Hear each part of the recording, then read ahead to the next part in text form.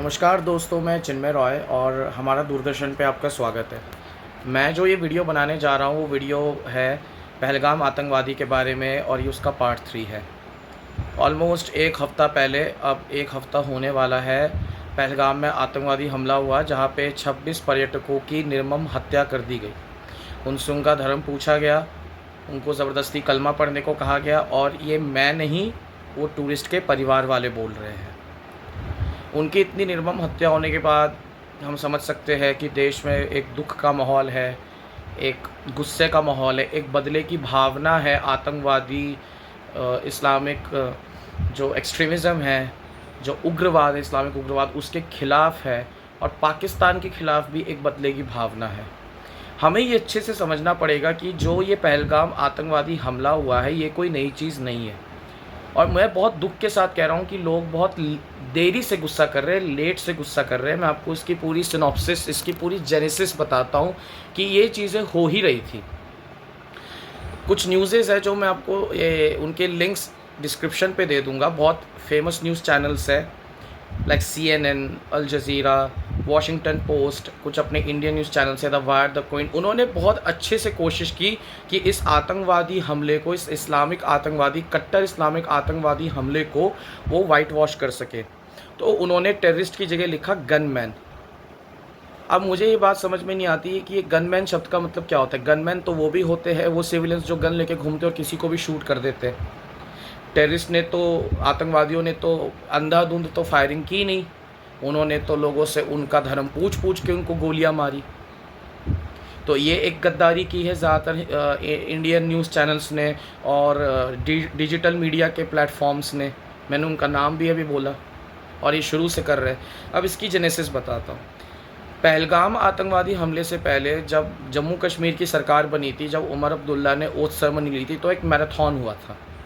उस mini marathon के time पे ही वहाँ पे मैं नाम भूल गया उस जगह का, वहाँ पे इरिगेशन प्रोजेक्ट का काम हो रहा था। तो वहाँ पर उन्होंने कुछ लेबर्स को गोली मारी, आतंकवादियों ने। वो लेबर्स ज़्यादातर यूपी बिहार के थे, बंगाल के थे। अब बताइए उनका क्या कसूर था। इस पे कोई बात नहीं करता कि जो ये आतंकवाद जो कश्मीर में चल रहा है, ये जो हिंसा चल रही है, उसमें न जाने कितने घर लपेटे में आ गए। उससे पहले भी 2022-23 के करीब भी कुछ मज़दूरों को गोली मार दी थी, 7-8 या उससे भी ज़्यादा मज़दूरों को गोली मार दी थी कश्मीर में। वो वहाँ इंफ्रास्ट्रक्चर का काम करने आते, वो लेबर्स थे, सारे मज़दूर थे। उसके कुछ दिनों बाद अभी जम्मू में आतंकवादी हमला हुआ, इसमें जम्मू पुलिस और BSF के लोग मरे। उससे भी पहले 2024 के सितंबर, अक्टूबर या नवंबर के टाइम, या नवंबर के बाद भी उसी अंतराल में अटल टनल में एक डॉक्टर, जिनका नाम डॉक्टर अब्रोल है, और पुलिस वाले और लेबर्स को गोली मार दी। तो ये आतंकवादी हमला जो कश्मीर में हुआ, ये हो ही रहा था। लोगों की आंखें अब खुली क्योंकि हम इतने यूज्ड टू हो चुके हैं इन सबसे, हमारा खून इतना ठंडा हो चुका है कि हम सोचते हैं अरे यार आतंकवादी हमला, इसको हम रोक नहीं सकते। जी गलत, हम इसको रोक सकते हैं। ये जो आतंकवादी हमले कश्मीर में और अब ये जम्मू में जो होने शुरू हो गए, ये एक सिविलाइजेशनल वॉर है, एक सभ्यता का जंग है। जितनी जल्दी हो सके इस बात को इंडियंस समझ ले। और इंडियंस में मैं कश्मीर से लेके कन्याकुमारी और गुजरात से लेके असम के लोगों को कवर करके बोल रहा हूँ।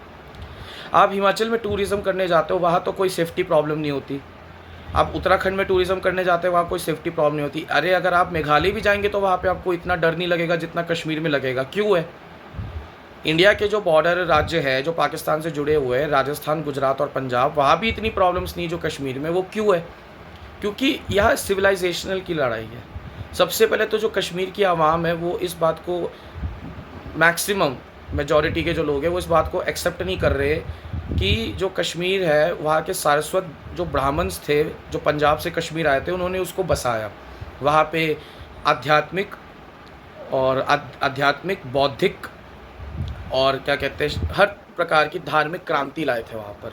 आपके ऋषि कश्यप वहाँ पे गए, क्या कहते हैं, अरविंद गुप्त गए थे वहाँ पे लल्लेश्वरी के बोल थे, वहाँ पे राजा ललितादित्य का शौर्य था, और भी बहुत सारे मतलब वहाँ पे ऋषि मुनि थे जिन्होंने इंटेलेक्चुअल रेवोल्यूशन लाए थे कश्मीर में और नॉलेज सेंटर बना था। आज भी लोगों को मौका मिले तो अगर जम्मू कश्मीर स्पेशली कश्मीर अच्छे से घूमें तो वहाँ पे मार्तंड टेम्पल है सूर्य का, वहाँ पे माता खीर भवानी का मंदिर है। वहाँ पे लोगों को ये बात पता होनी चाहिए, जैसे तक्षशिला और नालंदा था तो वहाँ पे माँ शारदा विद्यापीठ थी जिसका आज बुरा हाल है। और कश्मीर जो पंडित्स थे, कश्मीरी पंडित्स, और जो कश्मीरियों का बहुत पुराना कल्चर था, 1400 साल से पुराना कल्चर था, वहाँ पे पढ़ाई, वेद पुराण, तांत्रिक पूजा, इन सब का अच्छा खासा क्या कहते हैं अभ्यास होता था। ये सब किसने ख़त्म किया? जब वहाँ पे इस्लामिक आक्रामककारी आए, सिकंदर बुर्शिकान वगैरह सब उन्होंने तहस महस कर दिया। अब जो वहाँ की सिविलाइजेशन है वो माइनॉरिटीज़ को एक्सेप्ट नहीं कर सकती क्योंकि वो सिविलाइजेशन ही वैसी है। तो वहाँ पे ये आतंकवादी हमले होंगे। आपको क्या लगता है कि पहलगाम में हमले के बाद ये हमले रुक जाएंगे? नहीं रुकेंगे। जब तक वहाँ पर वो सिविलाइजेशन, जो पुरानी सिविलाइजेशन है, उसका पुनर्जन्म नहीं होगा, ये आतंकवादी हमले होंगे। क्योंकि सारा खेल ही एक्सेप्टेंस का है, स्वीकार करने का है। और जब वहाँ की आवाम स्वीकार करेगी माइनॉरिटीज़ को और डाइवर्सिटी को स्वीकार करेगी, तब भी हमले कम होंगे। अब आते हैं पाकिस्तान पे। पहली बात तो पाकिस्तान कोई देश है नहीं। मैं बीए पॉलिटिकल साइंस जब मैं पढ़ रहा था और अपने फाइनल ईयर में पढ़ रहा था, मैंने अपनी आंसर शीट में भी लिखा था कि पाकिस्तान पाँच स्टेट्स का एक कॉम्बिनेशन है और पाकिस्तान की अपनी कोई पहचान नहीं है, अपना कोई संस्कृति नहीं है, अपना कोई इतिहास नहीं है, अपना कोई उनकी एथनिसिटी नहीं है, अपना कोई उनकी निशानी नहीं है। उसका अच्छा एग्जांपल देता हूँ। 5 स्टेट्स कौन है? एक बलूचिस्तान, बलूचों का अपना संस्कृति है, बलूचों की अपनी भाषा है। नंबर 2 खैबर पख्तूनख्वा जो फाता एरिया है, जिसको फेडरली एडमिनिस्ट्रेटिव ट्राइबल फेडरेशन कहते हैं, जो पठानों का एरिया, पश्तूनों का एरिया, पश्तून्स का अपना भाषा है, पश्तूनों का अपना संस्कृति है। तीसरा आता है सिंध। हमको पता है सिंधी कितना पुराना उनका संस्कृति है। उनकी तो सिंधु घाटी सभ्यता सबसे पुरानी सभ्यता और सबसे एडवांस्ड सभ्यता थी आज पूरी दुनिया भर की। तो सिंधु घाटी सभ्यता उस सिंध से निकली। तो सिंध आपका एक राज्य हो गया। पंजाब आपका हो गया, जहाँ पे नदियाँ है, हरियाली है, खेती है, खुशहाली है। लाहौर शहर था बसाया जिन लोगों ने था, वहाँ पे गुजरावाला जैसे शहर थे, वहाँ पे इस्लामाबाद, वहाँ पे मुल्तान, मतलब बहुत ही हाईली डेवलप्ड सिटीज़ थी, मेट्रोपॉलिटन सिटीज़ थी पार्टीशन से पहले। और वहाँ पे उन शहरों को ज़्यादातर हिंदू और सिखों नहीं बसाया था, वहाँ की उनकी दुकानें थी पंजाबी खत्रियों की। तो पाकिस्तान का प्रॉब्लम ये रहा कि उनकी कभी कोई आइडेंटिटी नहीं रही। पाकिस्तान को तो पेंडू पंजाबी कंट्रोल किए सालों से। ये शरीफ्स हो गए, आपके आर्मी जितने चीफ हो गए, क्या आपका राहल शरीफ, कमर बाजवा, अभी जो एक असीम है, ये सारे पंजाबी है। पंजाबी लोग कभी किसी पश्तून को आर्मी चीफ नहीं बनाते। पंजाबी लोग कभी किसी पख्तून को या कभी किसी बलूच को या सिंधी को नहीं बनाते आर्मी चीफ। मैं क्रिकेट का ही उदाहरण देता हूँ। क्या कंट्रीब्यूशन है सिंधी, बलूच और गिलगित बाल्टिस्तान का और अपने पख्तूनों का? पख्तून क्रिकेटर्स ले लेते हैं लेकिन उनको वो सम्मान नहीं देते पंजाबी। आप जाके यूट्यूब वीडियोस पे देख लो कि पंजाबी क्रिकेटर्स पख्तून क्रिकेटर्स की कितनी बेइज्जती करते हैं। कोई बलूच प्लेयर नहीं आया वहाँ से, कोई सिंध का प्लेयर नहीं। एक शाहनवाज दहानी आया तो उसको उन्होंने निकाल के फेंक दिया। और ये इंडिया को बदनाम करते कि इंडिया के लोग डाइवर्सिटी को रिस्पेक्ट नहीं करते। मैं बता दूँ, इंडिया इतनी एडवांस्ड कंट्री है, इतनी उच्च लेवल का देश है भारत, कि मोहम्मद अजहरुद्दीन कप्तान बना हमारे भारत का, हरभजन सिंह खेला, बिशन सिंह बेदी एज अ सरदार कप्तान बना, Sanju Samson being a Christian Rajasthan Royals का कप्तान बना, पारसी तक खेले हमारी टीम पे। ऐसा कोई रिलीजन नहीं होगा जिसका इंसान हमारे या जिसका रिप्रेजेंटेटिव हमारे भारत टीम में ना खेलो। हिंदू, मुस्लिम, सिख, ईसाई, पारसी, आपके बुद्धिस्ट सब क्रिकेट खेले इंडिया में हर लेवल पर। तो हमको पाकिस्तान से टीचिंग्स की ज़रूरत नहीं है कि हमें अपने लोगों को कैसे देखभाल करनी है। लड़ाई झगड़ा हर जगह होगा। तो पहली चीज़ तो ये है कि ये जो आतंकवादी हमले हो रहे हैं ना कश्मीर में, ये एक सिविलाइजेशन की लड़ाई है। और जब तक वहाँ के मूल निवासी को विस्थापित नहीं किया जाएगा, रीसेटल नहीं किया जाएगा, वहाँ पे वो पुरानी सभ्यता को वापस नहीं लाया जाएगा, ये आतंकवादी हमले नहीं रुकेंगे। दूसरी चीज़ है कि पाकिस्तान कोई आइडेंटिटी नहीं है, वो 5 स्टेट्स की कॉम्बिनेशन पे बनी है, एक ज़बरदस्ती की कॉम्बिनेशन पे बनी है। जब वो पाँचों स्टेट्स आपस लड़ेंगी, मिलकर लड़ेंगी, इस फोर्सेस से पाकिस्तान अपने आप ख़त्म हो जाएगा। तीसरी चीज़ जो हमें समझनी पड़ेगी कि हमें अपने गद्दारों को डायग्नोस करने की बहुत ज़रूरत है। अब बॉलीवुड का मैं एक एग्जांपल देता हूँ। क्यों हम फवाद खान को लेके फ़िल्में बना रहे, क्यों हम पाकिस्तानी आर्टिस्ट को लेके फ़िल्में बना रहे, उनको हम गाने गवा रहे? क्या हमारे यहाँ आर्टिस्ट की कमी है? क्या हमारे यहाँ टेक्नीशियंस की कमी है? क्या हमारे गायकों की कमी है? हम जो इतना बड़ा पाकिस्तान प्रेम दिखाते हैं, सच बात तो ये पाकिस्तान का अपना कोई फिल्म इंडस्ट्री है ही नहीं, उनका कोई संस्कृति नहीं, सब तो भारत से है। वो पंजाबी गाते, सिंधी गाते, वो बलूच गाने गाते, वो गुजराती गाने गाते, वो सारे गाने कहाँ के, वो राजस्थानी गाते, वो एक और भाषा होती कोई बागड़ी गाने गाते, रगड़ी गाना गाते, कोई एक रगड़ी भाषा होती उनकी, उर्दू तो है ही नहीं उनकी भाषा। तो ये सारे गाने तो इंडिया के थे जो वहाँ पे वो ले गए, वो अपना कह रहे कि हमारा कल्चर है, उनका कोई कल्चर नहीं है, सारे कल्चर इंडिया से आया है। तो बॉलीवुड भी गद्दारी करता है, दूसरा हमारे एक्टर्स भी गद्दारी करते हैं, तीसरा हमारी जर्नलिस्ट भी गद्दारी करते हैं, ये रविश कुमार, ये बरखा दत्त और भी बहुत सारे लोग हैं।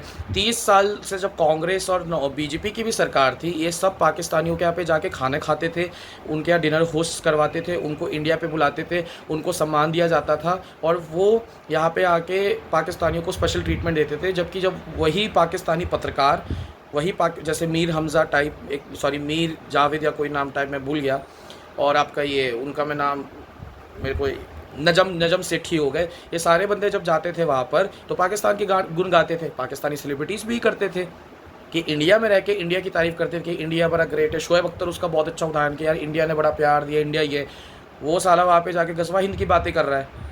मैं गाली दे के बोल रहा हूँ कि उसने कोलकाता नाइट राइडर्स की टीम में खेल के करोड़ों कमाए, इंडिया की इतनी बातें करता है, तारीफ़ करता है कि बॉर्डर्स खुल जाते, ये हो जाते, वहाँ जाके गज़वा हिंद की बातें करता है। वो 2 नेशन थ्योरी को सपोर्ट किया, हरभजन सिंह के मुंह पे उसने झंड मारी। तो ये 3 चीज़ें समझनी पड़ेगी कि पाकिस्तान की अपनी कोई आइडेंटिटी नहीं है, वो पूरी रिलीजियस एक्सट्रीमिज़म पे एक देश चल रहा है। कश्मीरी प्रॉब्लम एक सिविलाइजेशनल प्रॉब्लम है, जितना जल्दी सिविलाइजेशन पे फोकस होगा, रीसेटलमेंट पे फोकस होगा, तभी ये प्रॉब्लम सॉल्व हो पाएगी। और तीसरा जो सबसे बड़ा है, हमें अपने गद्दारों को, ये बहुत अच्छा टाइम है, हाई टाइम है अपने गद्दारों को डायग्नोस करके इनको एक्सपोज करने का। जितना हो सके इस पे वीडियो बनाओ, इस पे बोलो, मैं सारी लिंक डिस्क्रिप्शन में दूंगा और उसमें सारे प्रूफ्स है कि कैसे हमारे ही इंडिया के कुछ लोग पाकिस्तानी प्रेम दिखाते हैं और फाइनेंशियली, सोशली और पॉलिटिकली आज भी वेल कनेक्टेड है और इंडिया के हिंदुओं का पैसा लेकर पाकिस्तान को देते हैं और उनको इंडोर्स करते हैं। रणवीर सिंह उसका अच्छा एग्जाम्पल है। रणवीर सिंह को क्या ज़रूरत थी पाकिस्तानी फिल्म में अपने पोस्टर को फीचर करने का? शाहरुख खान की वीडियोज़ है जहाँ पे वो पाकिस्तानी प्लेयर्स को डिफेंड कर रहा है 26/11 होने के बाद।